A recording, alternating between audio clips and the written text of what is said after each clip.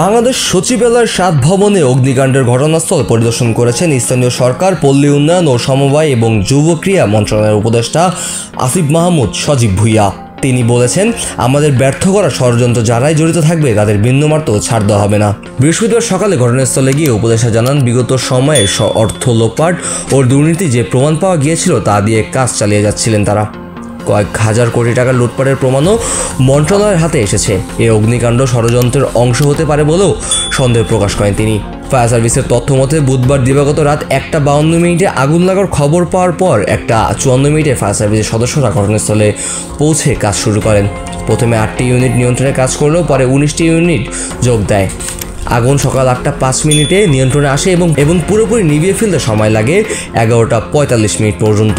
স্থানীয় সরকার মন্ত্রণালয়ের সুবাদে বিজ্ঞপ্তি উল্লেখ করা হয়েছে, অগ্নিকাণ্ডের ক্ষয়ক্ষতির পরিমাণ নির্ধারণ এবং এর প্রকৃত কারণ উদ্ঘাটনের জন্য মন্ত্রণালয় ভিত্তিক তদন্ত কমিটি গঠনের নির্দেশ দেওয়া হয়েছে।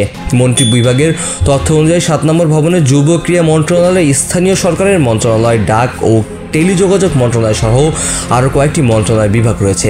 উল্লেখ, উপদেষ্টা আসিফ নজরুল উত্তরবঙ্গের সফর স্থগিত করে জরুরিভাবে ঢাকায় ফিরে আসেন। তিনি অগ্নিকাণ্ডের পেছনে ষড়যন্ত্রের ইঙ্গিত দিয়ে বলেন, দুর্নীতি রোধে যে পদক্ষেপ নেওয়া হয়েছে তা ব্যাহত করার চেষ্টা চলছে।